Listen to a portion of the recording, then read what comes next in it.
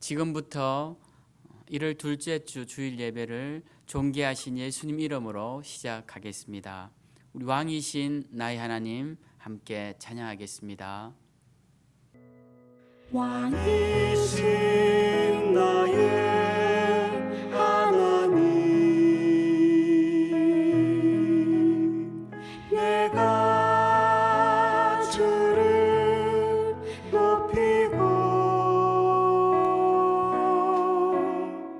영원히 주의 이름을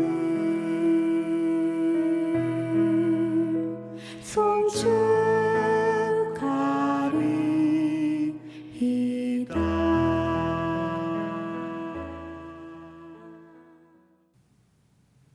기도하겠습니다.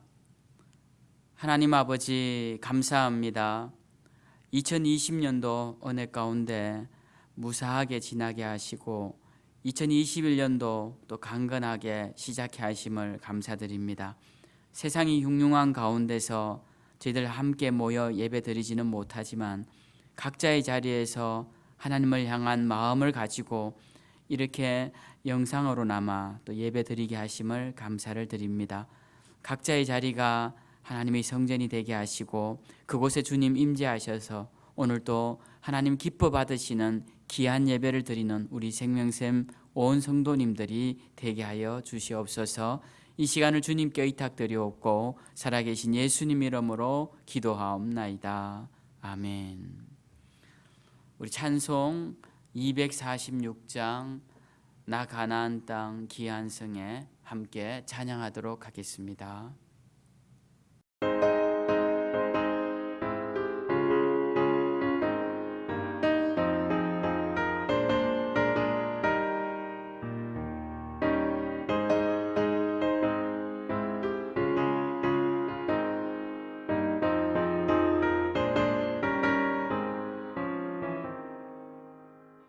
나 가나안 땅 귀한 성에 들어가려고 내 무거운 짐 벗어버렸네. 죄 중에 다시 방황할 일 전혀 없으니 저 생명 시냇가에 살겠네. 길이 살겠네. 나 길이 살겠네. 저 생명 시냇가에 살겠네. 길이 살겠네. 나 길이 살겠네. 저 생명 시냇가에 살겠네. 그물과 구름 기둥으로 인도하시니 나가는 길이 형통하겠네. 그 요단강을 내가 지금 건넌 후에는 저 생명 시냇가에 살겠네. 길이 살겠네. 나 길이 살겠네. 저 생명 시냇가에 살겠네. 길이 살겠네. 나 길이 살겠네. 저 생명 시냇가에 살겠네. 내 주린 영혼 만나로서 먹여주시니 그 양식 내게 생명 되겠네. 이후로 생명 양식 주와 함께 먹으며 저 생명 시냇가에 살겠네. 길이 살겠네. 나 길이 살겠네. 저 생명 시냇가에 살겠네. 길이 살겠네. 나 길이 살겠네. 저 생명 시냇가에 살겠네.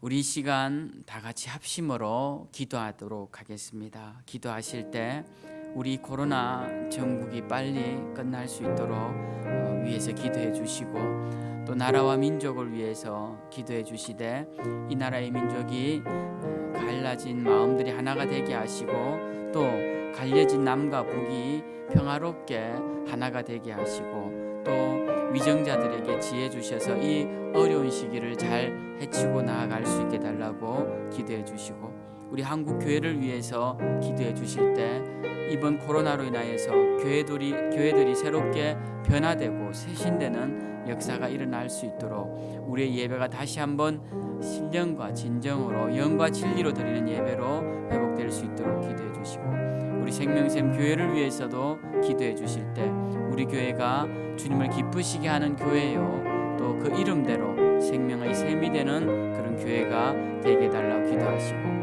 연약한 지체들 강건케 붙잡아 주시고, 또 사명자들 사명 잘 감당할 수 있게 달라고 우리 다 같이 합심으로 함께 기도하도록 하겠습니다. 하나님 아버지 감사합니다.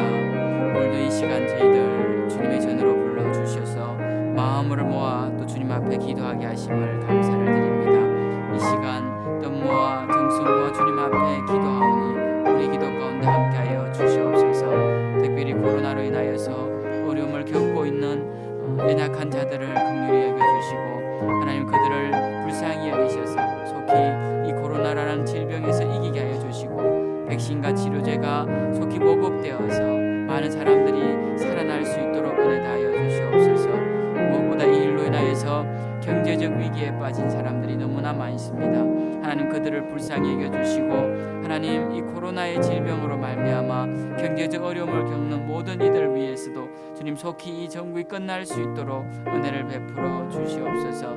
하나님 특별히 이 나라의 민족을 기억하여 주시고, 이 전 세계가 코로나로 인해서 수많은 사람들이 죽어가는 가운데도 하나님 이 백성들을 지켜주심을 감사를 드립니다.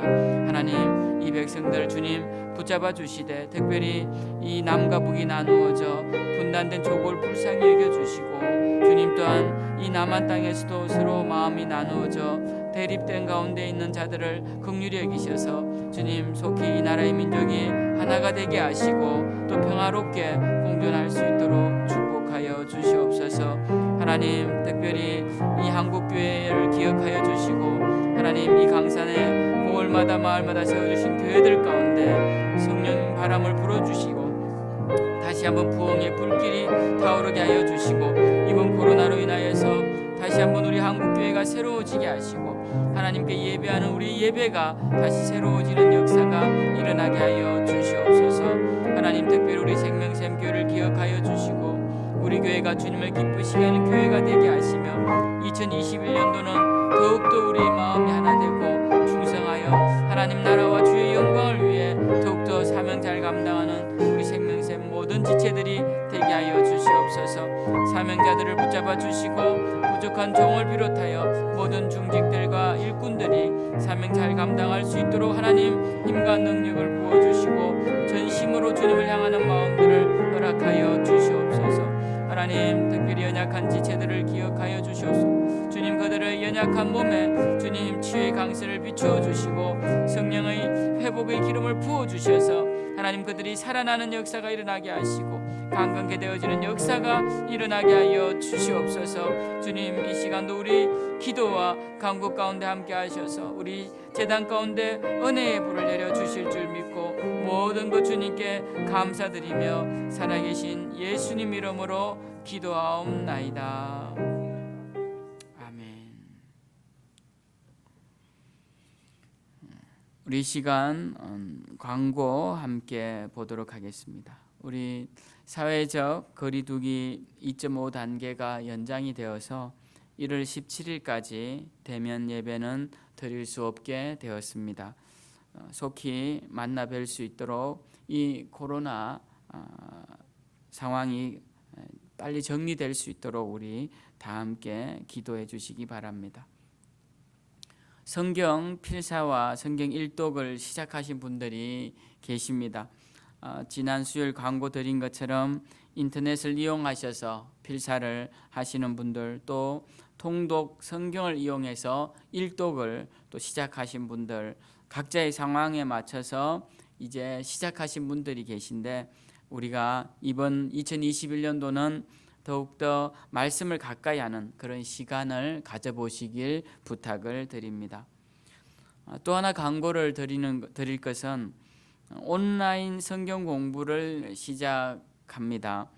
우리 줌이라는 이 온라인으로 영상으로 이렇게 소통하는 그런 어플리케이션이 있는데요. 그 줌으로 우리가 이제 학교나 학원에서는 많이 온라인 수업을 합니다. 우리 교회도 줌으로 성경 공부를 시작하려고 하는데요.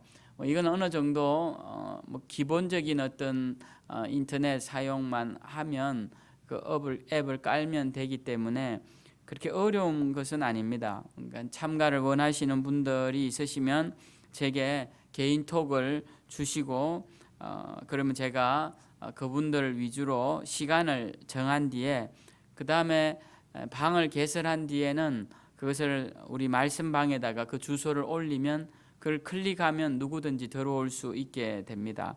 그러니까 일단 참여를 원하시는 분들은 저한테 연락을 주셔야 제가 그분들과 성경 공부 시간을 맞출 수 있으니까요. 제게 개인적으로 카톡을 주시기 바랍니다.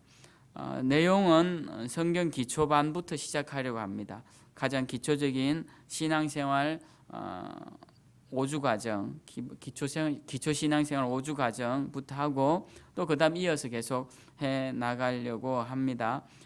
그 상황 봐서 또 계속 줌으로 할지 또 오프라인으로 바꿀지는 이제 이 코로나 상황을 봐서 또 해 나가도록 하겠습니다. 그러나 당분간은 줌으로 한번 하려고 하니까 저한테 신청을 해주시면 함께 공부하도록 하겠습니다. 말씀 우리 함께 보겠습니다. 말씀은 요한복음 5장 2절부터 15절 말씀, 지난주에 우리가 읽었던 말씀입니다. 요한복음 5장 2절부터 15절 말씀입니다. 제가 봉독하도록 하겠습니다. 예루살렘에 있는 양문 곁에 히브리 말로 베데스다라 하는 못이 있는데 거기 행각 5이 있고 그 안에 많은 병자, 맹인, 다리 저는 사람, 혈기 마른 사람들이 누워 물의 움직임을 기다리니 이는 천사가 가끔 못에 내려와 물을 움직이게 하는데 움직인 후에 먼저 들어가는 자는 어떤 병에 걸렸든지 낫게 되밀어라. 거기 38해 된 병자가 있더라. 예수께서 그 누운 것을 보시고 병이 벌써 오래된 줄 아시고 이르시되 네가 낫고자 하느냐? 병자가 대답하되 주여 물이 움직일 때에 나를 못에 넣어주는 사람이 없어 내가 가는 동안에 다른 사람이 먼저 내려가나이다. 예수께서 이르시되 일어나 네 자리를 들고 걸어가라 하시니 그 사람이 곧 나아서 자리를 들고 걸어가니라.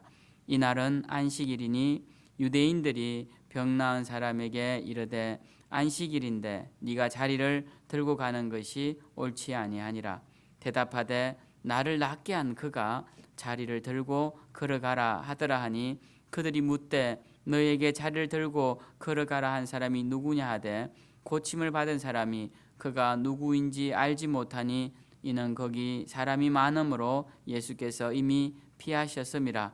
그 후에 예수께서 성전에서 그 사람을 만나 이르시되 보라 네가 나았으니 더 심한 것이 생기지 않게 다시는 죄를 범하지 말라 하시니 그 사람이 유대인들에게 가서 자기를 고친 이는 예수라 하니라. 아멘. 오늘은 본문 말씀을 가지고 회복된 후에 우리가 해야 할 일이라는 제목으로 말씀을 나누고자 합니다. 지난주에 우리가 이 말씀을 묵상을 했습니다. 그러면서 우리는 회복되어야 합니다. 회복될 수 있습니다. 라는 주제로 말씀을 드리면서 회복되기 위해서는 우리가 보지 말아야 할 것, 하지 말아야 할 것이 있다라고 말씀을 드렸죠. 그것은 세상의 경쟁자들을 보지 마라라고 말씀을 드렸습니다. 이 38년 된 병자에게 예수님이 낫고자 하느냐라고 물으실 때 이 병자의 눈에는 자기와 함께 누워있는 다른 병자들을 보게 됩니다. 그들보다 먼저 저 연못에 들어가야 제가 낫는데 제가 저들보다 먼저 못 들어가서 계속 못 낫고 있습니다 라고 말을 합니다. 우리가 경쟁자들을 바라보면 주님을 바라볼 수가 없습니다. 경쟁자들과 함께 경쟁을 하다 보면 우리 뒤에서 또 우리 앞에서 우리의 목표가 되고 우리의 후원자가 되시는 주님의 능력과 주님의 얼굴을 바라보지 못한다라는 것입니다. 그렇기 때문에 우리가 회복되기 위해서는 우리는 우리의 경쟁자들로부터 눈을 돌리는 연습을 해야 합니다. 나와 함께 공부를 했던 사람들이 더 잘 된다거나 또 나와 친한 사람들이 자녀가 더 잘 된다거나 세상적인 가치로 더 많은 것을 누린다거나 그런 것에 우리가 자꾸 경쟁심을 가지다 보면 우리의 신앙은 주님을 향하여 성장하지 못하고 점점 세상을 향하여서 신앙이 옅어지는 것을 보게 됩니다. 그래서 우리는 이 회복되기 위해서는 우리의 경쟁자들 보지 마라. 세상을 보지 마라. 베드로처럼 바다와 파도를 바라보는 순간, 바람이 느껴지는 순간 우리는 예수님의 얼굴을 보지 못하고 결국은 세상의 바다 속으로 빠져들고 만다. 그것을 우리가 기억해야만이 우리가 회복되고 또 회복된 상태를 유지하며 주님과 동행하며 나아갈 수 있다라는 것을 지난주에 말씀을 드렸습니다. 저는 지난주 이 말씀을 묵상하고 이제 또 이 말씀에 이어서 계속적으로 이 말씀에서 우리가 깨달아야 할 것이 있다라고 생각을 합니다. 이 말씀을 통하여서 기억해야 할 것들이 또 있다라고 생각을 해요. 그래서 저는 오늘 이 말씀을 통하여서 우리가 또 어떤 것을 또 깨달아야 하는지 거기에 대해서 말씀을 나누고자 합니다. 오늘 말씀은 지난주에 읽었기 때문에 내용을 잘 알 것입니다. 앞부분의 내용은 잘 아실 거예요. 예수님이 이 병자를 안식일에 고쳐주십니다. 이 안식일에 고쳐주시자 이 사람이 이 자리를 들고 걸어가는데 안식일에는 자기가 누웠던 자리도 들고 걸어가면 안 됩니다. 그것이 짐이 되기 때문에 안식일법에 어긋나는 것이에요. 그래서 이것이 일이 되기 때문에 이 안식일법을 어겼다라고 사람들이 이제 책망을 하는 것이죠. 이 안식일법은 하나님이 만드신 법이 아닙니다. 하나님은 안식일을 지켜라라고 말씀을 하셨는데 거기에 대한 여러 가지 세부 조항을 인간이 만들어 놓고 그것을 지키지 않는 것이 마치 하나님의 율법을 지키지 않는 그런 하나님 말씀에 불순종하는 것으로 만들어 버렸다라는 것이죠. 그래서 이 안식일법, 자기들이 만든 안식일법을 어겼다라고 이 사람을 책망합니다. 그러자 이 사람이 뭐라고 말하느냐 하면 나는 나를 고쳐준 사람이 걸어가라, 이걸 들고 걸어가라라고 해서 그렇게 했을 뿐이다 라고 말을 합니다. 그러자 사람들이 그럼 그 사람이 누구냐? 너보고 이 자리를 들고 걸어가라고 한 사람이 누구냐라고 하니까 이 병자가 난 모르겠다. 그 당시에는 몰랐어요. 왜냐하면 사람들이 워낙 많았고 또 그 기적이 일어나니까 수많은 사람들이 몰려드는 바람에 그도 누가 자기를 고쳐주는지 몰랐습니다. 근데 그 후에 이제 14절에 보면 예수님께서 성전에서 그 병자를 만나십니다. 만나시고는 뭐라고 하시느냐면 네가 나았으니 더 심한 것이 생기지 않도록 다시는 죄를 범하지 말라라고 말씀을 하셨어요. 그리고는 이제 이 병자가 자기를 고쳐준 분이 누군지 알게 된 것이죠. 이 예수라는 분이 나를 고쳐주었구나 라고 알게 됩니다. 그 다음부터 그는 어떻게 하냐면 15절에 그 사람이 유대인들에게 가서 자기를 고친 이는 예수라라고 하였다라고 성경은 기록하고 있습니다. 저는 오늘 이 모습을 통하여서 우리가 먼저 기억해야 할 것은 우리는 어떤 존재들이냐라는 것입니다. 우리는 은혜로 산 자들임을 기억하자라는 말씀을 드리고 싶습니다. 오늘 이 베데스다에서 38년 된 병자가 나왔어요. 이 38년 된 병자는 병세가 위중했습니다. 그래서 걷지도 못하고 잘 움직이지도 못하고 그냥 그 연못가에 오랫동안 누워 있어야 하는 그런 참 큰 병을 앓는 사람이었습니다. 근데 이 병자가 나았죠.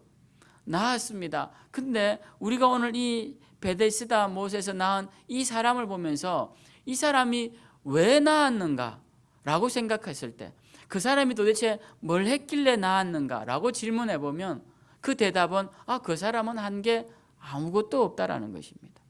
이 베데스다 38년 병자는 주님의 질문에 대답도 잘 못하고 주님이 누구신지도 몰랐고 그래서 고쳐달라는 말도 하지 않았던 사람입니다. 그런데 이 베데스다 38년 된 병자가 나았다라는 것입니다. 우리는 여기서 질문할 수 있죠. 그는 무엇을 했습니까? 우리는 뭐라고 대답할 수 있습니까? 그는 아무것도 한 것이 없습니다. 자, 여러분, 우리는 어떻습니까? 우리는 오늘 이 38년 된 병자를 생각해 볼 때 우리도 마찬가지라는 사실을 기억해야 합니다. 우리가 구원받은 자가 되었을 때 여러분, 우리는 무엇을 했기 때문에 구원을 받았습니까? 우리는 아무것도 한 것이 없다라는 것이죠. 어느 날 주님이 찾아오셨어요.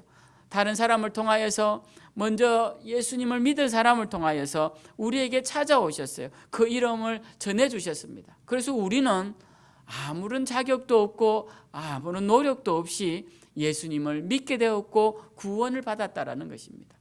우리의 구원을 생각해 볼 때 우리는 어떤 자였냐? 우리도 38년 된 병자와 같은 자다라는 것입니다. 그렇기 때문에 당신이 구원을 위해서 무엇을 했느냐라고 물을 때 우리는 똑같이 그 병자처럼 아무것도 한 것이 없는 자다라고 대답할 수밖에 없다라는 것입니다. 여러분, 우리가 이스라엘 백성들을 한번 생각해 봅시다. 이스라엘 백성들이 하나님의 백성이 되었을 때 그들이 과연 무엇 때문에 하나님의 백성이 되었습니까? 그들이 한 것은 아무것도 없습니다. 그들은 애굽에서 태어났고 애굽에서 그들이 조상이 종처럼 살았던 것처럼 400년 동안 계속 그렇게 종처럼 살았던 것입니다.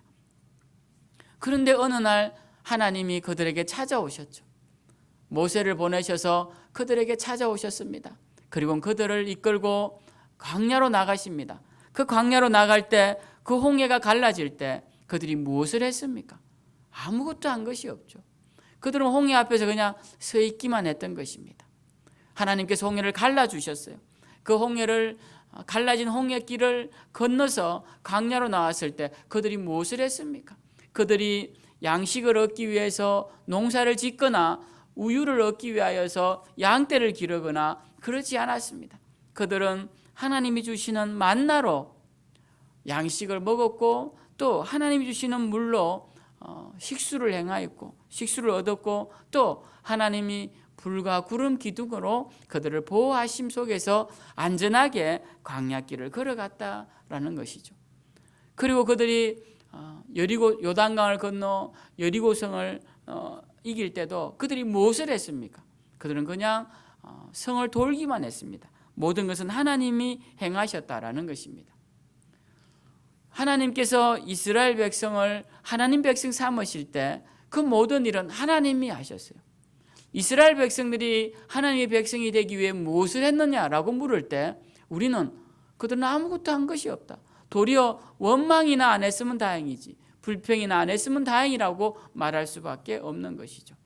그런 면에서 우리도 마찬가지다라는 겁니다. 우리의 구원도 이 베데스다 연못에 38년 된 병자처럼 이스라엘 백성들처럼 우리가 한 것은 아무것도 없다라는 것입니다. 저는 2021년도 우리가 시작되면서 우리는 이 하나님의 은혜로 사는 자들, 하나님의 은혜로 산 자들임을 기억하며 살아야 한다라고 말씀을 드리고 싶어요. 여러분, 지금 코로나로 인하여서 많은 사람들이 전 세계에 많은 사람이 죽어가고 있습니다. 하루에 수천 명이 죽고 어느 나라에서는 하루에 수천 명도 죽고 그렇게 되는데 지금 우리는 그 질병으로부터 지금 잘 이겨내고 있지 않습니까? 잘 보호받고 있지 않습니까? 우리 생명샘 성도님들 모두가 이 코로나에 단 한 번도 걸리지 않고 이렇게 건강하게 2021년도를 맞이한 것이 얼마나 감사합니까? 혹여 누구라도 걸려서 참으로 그 질병으로 해서 고통을 받는다면 얼마나 우리가 참 마음이 괴롭겠습니까? 그런데 다행히 우리 교회는 연세 드신 분들도 많이 계시고 또 기저질환이 있는 분들도 계신데 이 코로나의 질병이 지금 우리에게 엄습해오지 않고 우리가 지금 잘 보호받고 있는 것이 누구의 은혜냐라는 것이죠. 바로 하나님의 은혜로 말미암은 것이다라는 겁니다. 우리는 우리가 사는 것이 그냥 다 우리의 힘대로 우리의 능력대로 사는 것이라 생각합니다. 그러나 여러분 돌아보면 구원이 모든 하나님의 은혜로 된 것처럼 우리의 삶도 하나님의 은혜로 살아가고 있다는 것을 우리는 잊지 말아야 합니다. 그래서 해가 바뀌고 또 새로운 해가 올 때마다 우리는 늘 기억하고 다짐해야 할 것은 우리는 하나님의 은혜로 사는 자들이구나. 이것을 잊지 말고 우리는 살아야 합니다. 이 하나님의 은혜로 산다라는 사실을 잊어버리는 순간 우리에게 무엇이 찾아오느냐 하면 교만이 찾아옵니다. 하나님의 은혜로 산다는 생각을 잊어버리는 순간 우리에게는 불평이 찾아옵니다. 여러분 교만이 찾아오면 반드시 오는 게 있어요. 그것은 불평과 원망이 찾아옵니다.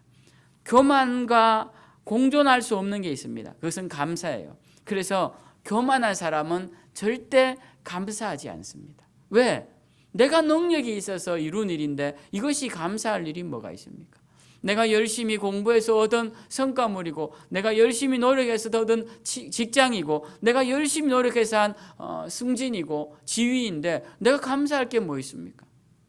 내가 열심히 운동해서 건강을 유지하는 것이고 내가 식단 조절 잘해서 건강을 유지하고 내가 건강식품 잘 먹어서 건강을 유지하는데 내가 감사할 일이 뭐가 있느냐? 이렇게 생각한다라는 겁니다. 그래서 교만해지면 물러가는 게 있습니다. 감사가 물러가요. 그래서 우리가 하나님의 은혜로 산 것임을 잊어버리는 순간 우리는 교만이 찾아오고 교만이 옴으로써 우리에게 감사한 일들이 다 당연한 일이 되고 그 당연한 일은 결국 원망과 불평까지 나아가게 된다라는 것입니다. 우리는 교만하면 안 됩니다.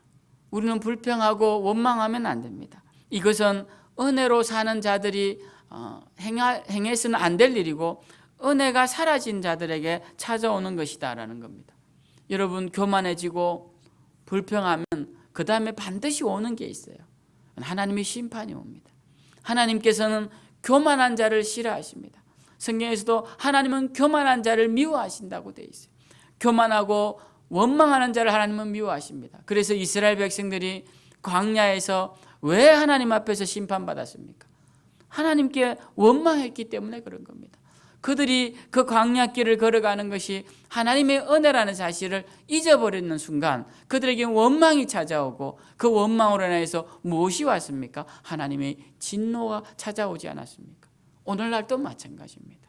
우리가 교만이 찾아오고 우리에게 불평이 가득해지면 하나님의 심판이 옵니다.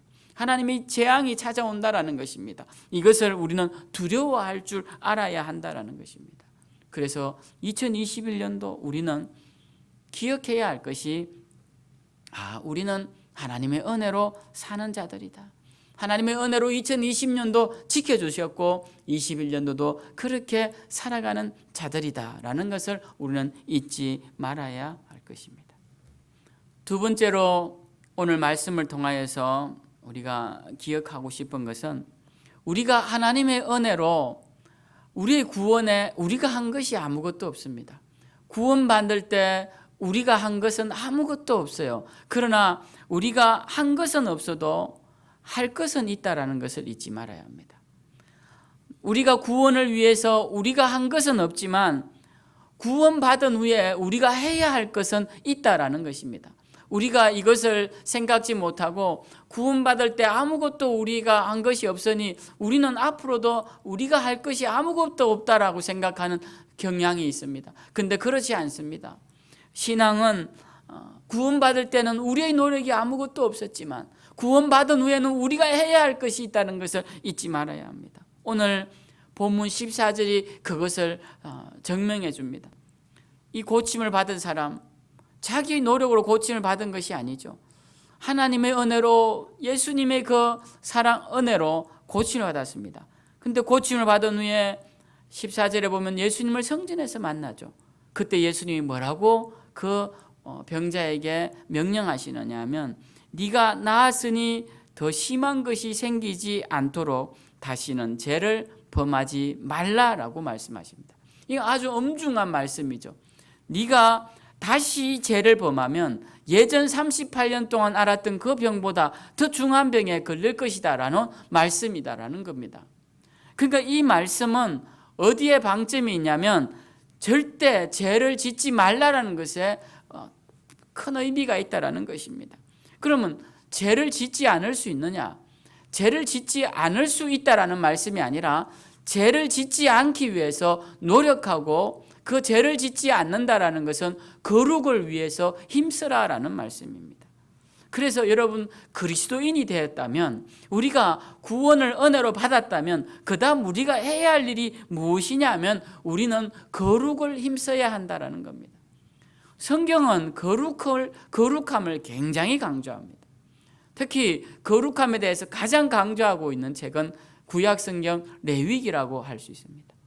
그 레위기는 인간이 어떻게 하면 거룩해지는가에 대한 이야기로 가득 차 있다라고 보시면 돼요. 레위기서에 보면 하나님께서 이렇게 말씀하십니다. 내가 거룩하니 너희도 거룩하라. 하나님은 하나님이 거룩하신 것처럼 하나님의 백성도 거룩해야 된다라고 명령하고 계신다라는 것입니다. 그렇기 때문에 우리도 거룩을 위해서 힘써야 합니다. 구원에 있어서는 아무것도 한 일이 없다 할지라도 구원받은 후에는 우리는 해야 할 일이 생겼는데 그것의 첫 번째가 뭐냐? 바로 거룩을 힘써야 한다는 것입니다. 오늘 38년 된 병자에게 예수님은 무엇을 말씀하시느냐 하면 너 이제부터는 거룩하게 살아야 한다 라고 말씀을 하신다라는 것입니다. 여러분, 우리가 이제 그리스도인이 되었습니다. 그리스도인이 되었다면 우리의 삶을 돌아보아야 돼요. 우리의 삶이 날마다 거룩을 힘쓰고 좀 더 거룩해지는 삶을 살아가야 한다는 것입니다. 예전에는 내 성격대로 살고 내가 혈기 부리며 살고 내가 정말 내가 하고 싶은 것을 하고 참지 못하고 다 하며 살았다 할지라도 이제는 그리스도인이 되었다면 그리스도를 위하여서 예수님의 영광을 위하여서 내 세상적인 정욕을 죽이고 내 욕심을 죽이고 예수님의 거룩함을 본받아서 그리스도인다운 삶을 살아내야 한다는 것입니다. 이 거룩은 우리에게 주어진 당위성이다라는 겁니다.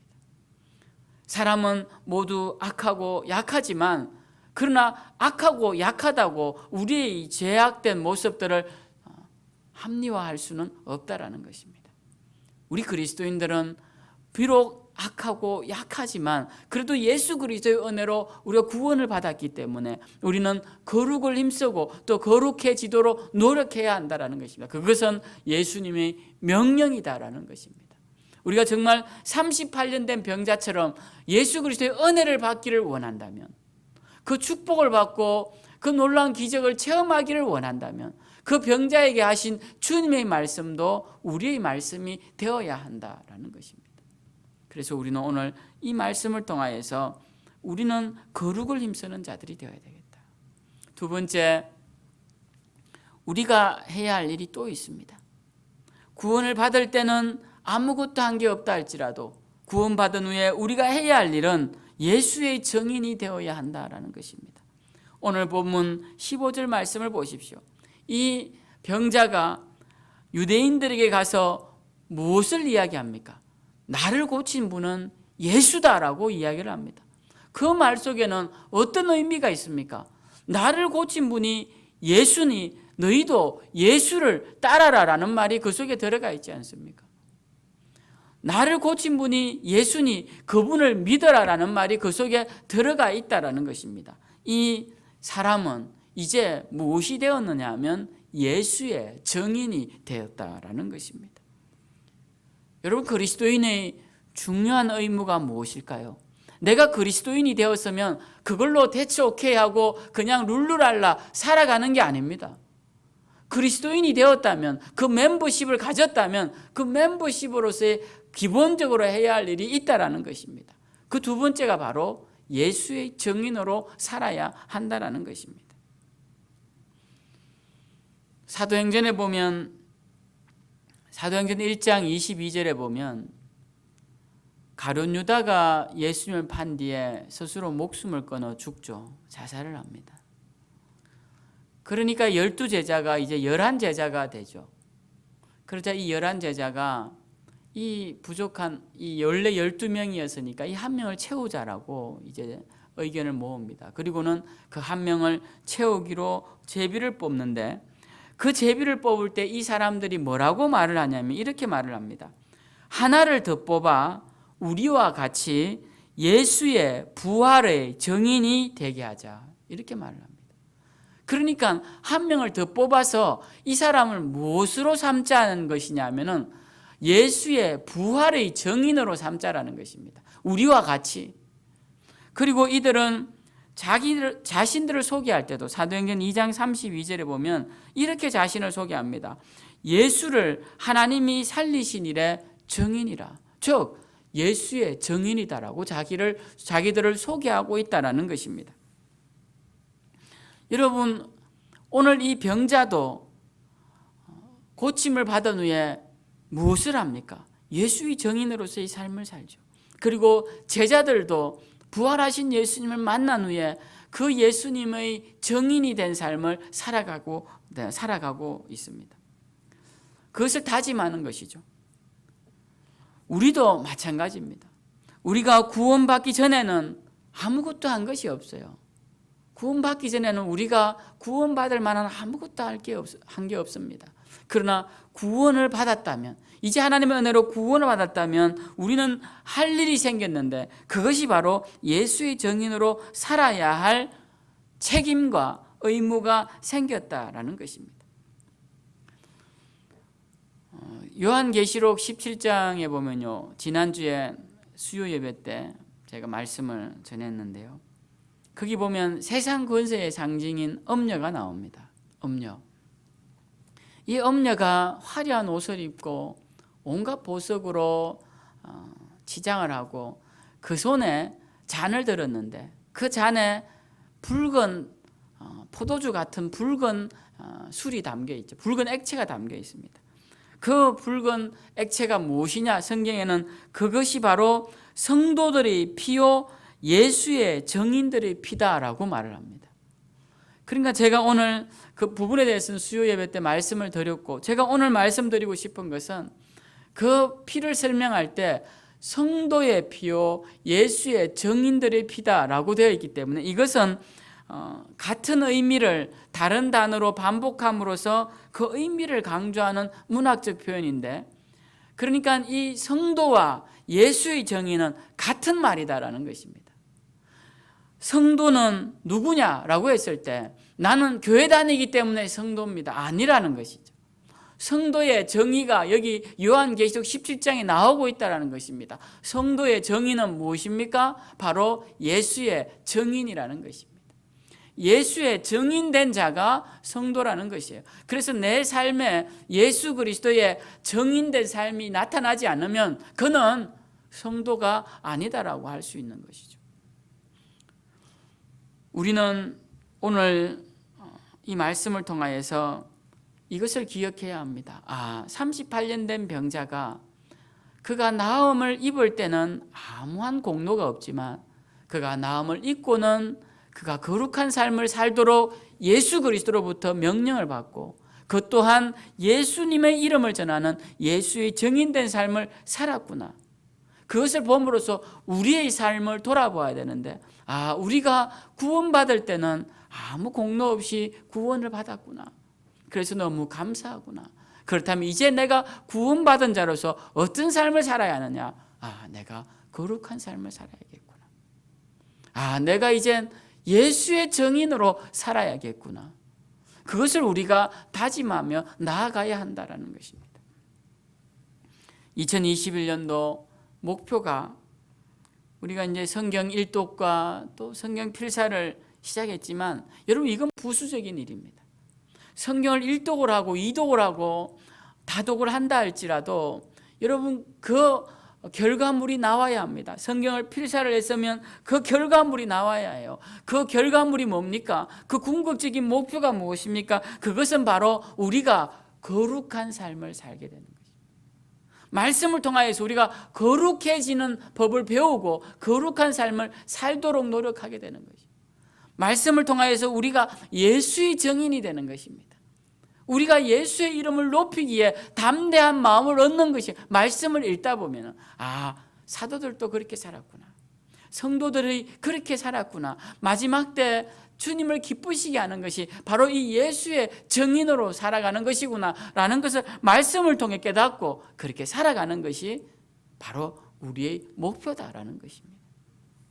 저는 21년도 여러분들이 이 세 가지를 꼭 기억하며 살아가셨으면 좋겠습니다. 먼저는 은혜로 된 것이구나. 사도 바울이 고린도전서 15장 10절에서 우리도 좋아하는 말씀 아닙니까? 나의 나 된 것은 하나님의 은혜로 된 것이니 내가 하는 이 모든 일들이 다 오직 나와 함께 하신 하나님의 은혜로다라고 사도 바울은 고백하고 있지 않습니까?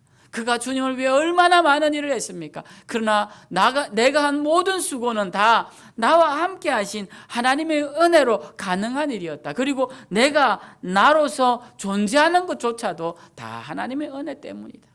여러분, 이런 고백들이 우리 가운데 넘쳐나야 돼요. 저는 우리 생명샘교회 성도님들이 이런 고백을 자주 듣습니다. 우리 성도님들은 이런 고백을 자주 하세요. 훌륭하신 거예요. 저는 이런 고백들을 우리 모두가 다 해야 합니다. 내가 지금 이렇게 된 것 다 하나님의 은혜구나. 정말 내가 하는 모든 일들도 다 하나님의 은혜구나. 우리는 늘 이런 고백을 하며 살아야 할 것이고, 또 두 번째로 우리는 거룩을 힘써야 합니다. 은혜로 사는 자면 당연히 거룩을 힘쓰는 자가 되어야 될 것이죠. 여러분, 거룩을 힘쓰는 것은 여러분에게 정말 유익한데 어떤 유익을 주느냐 하면 나쁜 일은 더 나빠지지 않게 합니다. 좋은 일은 더 좋아지게 합니다. 거룩하지 않고 세상에 악하게 사는데 잘 되더라. 여러분, 그거 몰라서 그렇습니다. 그 악하게 살아가는 사람들의 그 내면과 그 상황을 여러분들이 다 아십니까? 그들이 과연 악하게 살면서 그들 마음에 참된 행복을 가지고 살까요? 여러분, 그런 말씀, 그런 비교는 할 필요가 없습니다. 악한 사람들은 반드시 그 악함의 대가를 받게 되어 있습니다. 그것이 하나님의 법인 것입니다. 그러니까 그것은 그냥 내버려 두면 돼요. 우리 눈에 잠깐 좋아 보이는 것은 우리가 잘 몰라서 그런 것입니다. 우리의 초점을 맞춰야 합니다. 우리는 거룩을 힘쓰면 우리는 더 행복해집니다. 거룩을 힘쓰면 나쁜 일이 더 나빠지지 않습니다. 더 좋아집니다. 여러분, 거룩하게 살아가려고 노력하는 자에게 하나님은 더 큰 은혜를 부어주시지 않겠느냐라는 것입니다. 그 다음에 세 번째, 예수의 정인으로 우리가 살아가야 합니다. 예수의 정인으로 산다는 것은 우리의 정체성을 의미하는 것입니다. 사람이 자기 자신이 누구인지 모르고 살아가는 것만큼 불행한 사람이 어디 있습니까? 내 부모가 누군지, 내가 누구에게서 태어났는지 그 정체성을 모르고 나는 어떤 사람인지 그냥 어느 날 보았더니 나는 버려진 사람, 고아요, 내 근원도 알지 못하여 나는 아무것도 모르는 자로 태어났다면 얼마나 불행한 자입니까? 얼마나 슬픈 자입니까? 그러니까 우리가 자기의 정체성을 안다는 것은, 내 근원을 안다는 것, 내가 누군지를 안다는 것은 굉장히 중요합니다. 나는 예수의 증인이라는 것이요. 우리는 예수의 증인입니다. 그러면 우리가 누군지 알면 우리는 어떻게 살아야 하는지, 무엇을 하며 살아야 되는지, 삶의 목표가 무엇인지를 확연하게 알 수 있다는 겁니다. 돈을 벌어도 왜 벌어야 하는지, 우리가 건강해도 왜 건강해야 하는지, 우리가 오래 살아도 왜 오래 살아야 하는지 그 이유가 분명해진다는 것입니다. 예수의 증인이 되기 위해서. 그래서 우리는 오늘 이 말씀을 기억하시고, 이 베데스다 38년 된 병자의 사건을 보면서 지난주, 이번 주 두 주를 생각하면서 2021년도 내가 회복되어야 하는데 회복된 후에는 내가 어떻게 해야 되느냐, 그것을 기억하시고 이 한 해가, 그리고 여러분이 남은 해가 정말 주님의 정인으로서 주님께 영광 돌리면서 하나님의 거룩한 백성으로서 하나님의 기쁨을 드리는 그런 복된 삶이 다 되시기를 주님의 이름으로 축원드립니다. 우리 시간 찬양 505장 온 세상 위하여 함께 찬양하도록 하겠습니다.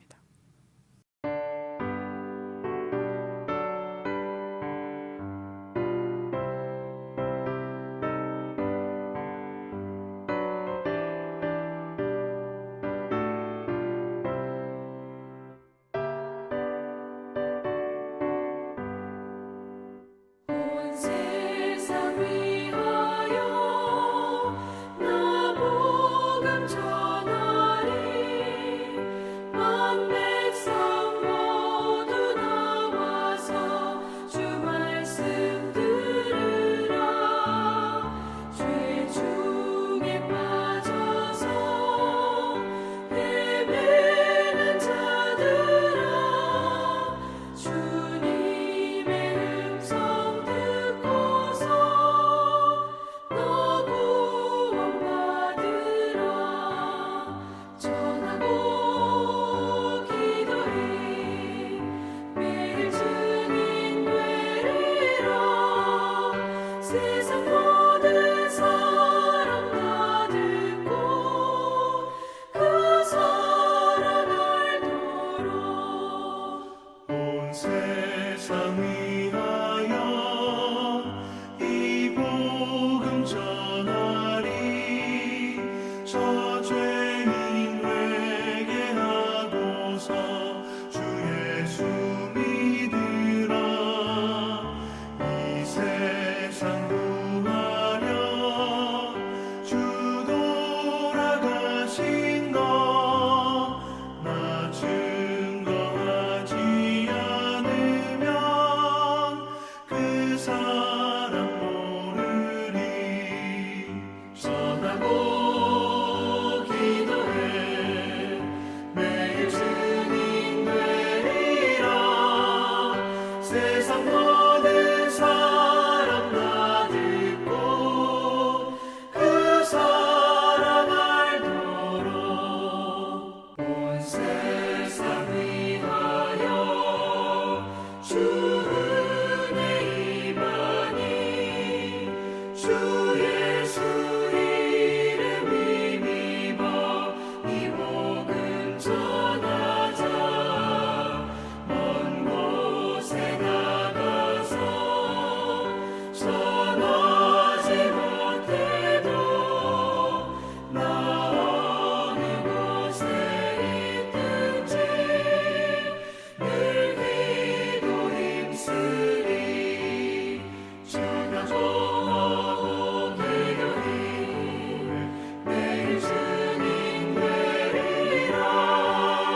세상 모든 사람 다 듣고 그 사랑 알도록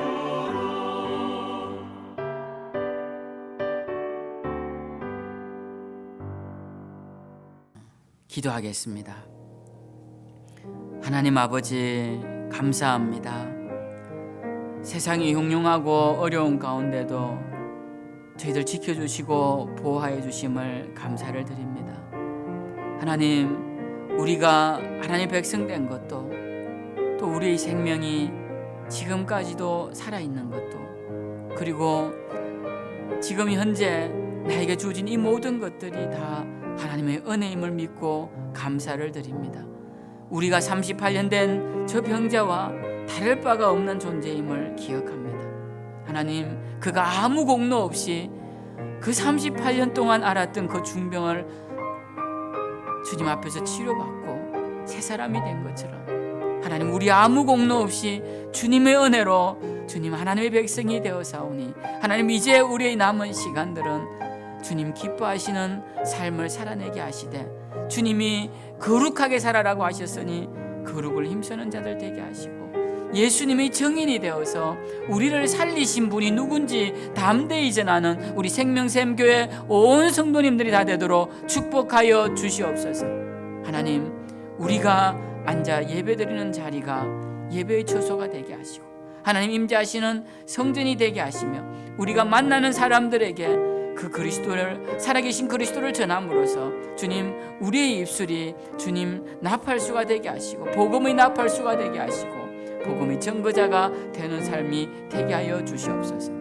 주님, 비록 모여서 예배하지 못한다 할지라도 우리의 믿음이 조금 더 약해지지 말게 하시고 더욱더 주님을 사모하는 자들 되게 하시고 더욱더 주님을 바라보는 자들 되게 하시고 주의 증인으로서의 더욱더 확실한 삶을 살아내는 우리 모든 지체들이 되게 하여 주시옵소서.